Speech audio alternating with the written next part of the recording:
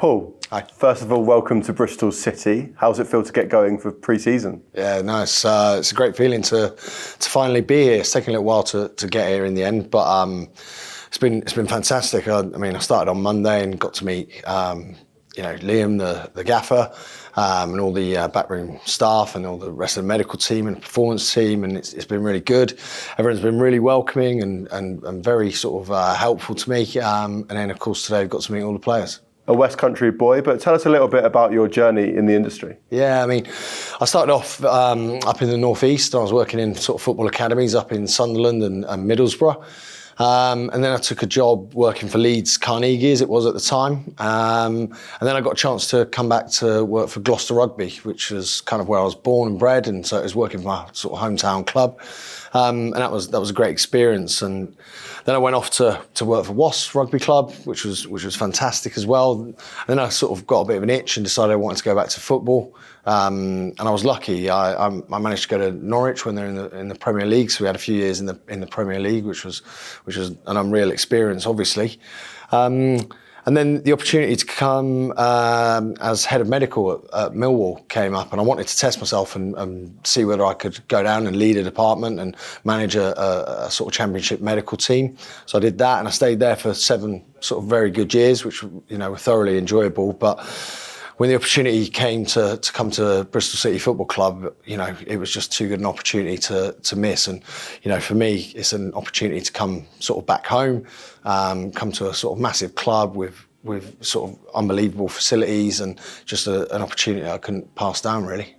Your role as head of medical, for those that might not know, could you explain what is in your remit, really? Yeah, so, I suppose as head of medical, I'm in charge of the whole of the medical department. So that includes the doctors, the physios, the sports therapists, and then all the other people that sort of assist us, like chiropractors, osteopaths, podiatrists, nutritionists. It's a really kind of big department in a lot of ways.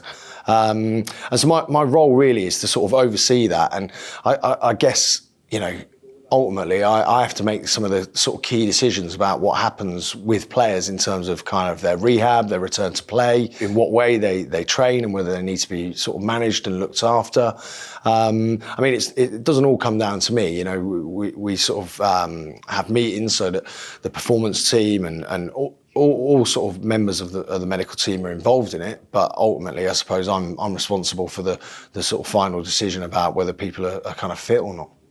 We're here on the first day of testing. Can you talk us through what the players have done today and what they'll be doing tomorrow? Yeah, so it's a really busy couple of days, to be honest. All the players have got to come down and do sort of physical testing, so part of that is in the gym. So we look at their muscle strength, in particular kind of hamstrings and calves, which have not just for Bristol City, but for the sort of wider football community have been a bit of a problem. But in particular, I don't think it's any sort of surprise that it was a little bit of a problem last year. So we're looking quite in depth at those muscle groups in particular.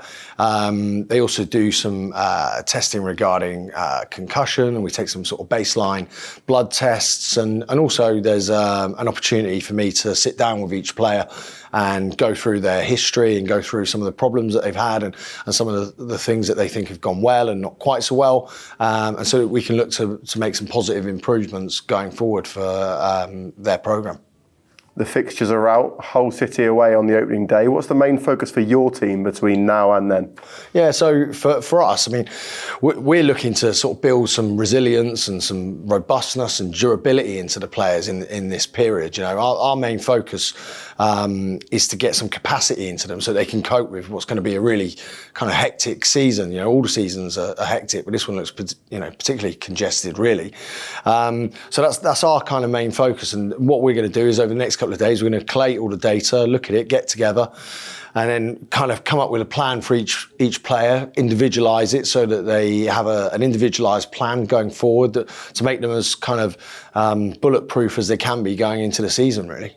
What is the biggest test for your team over the next few weeks of pre-season?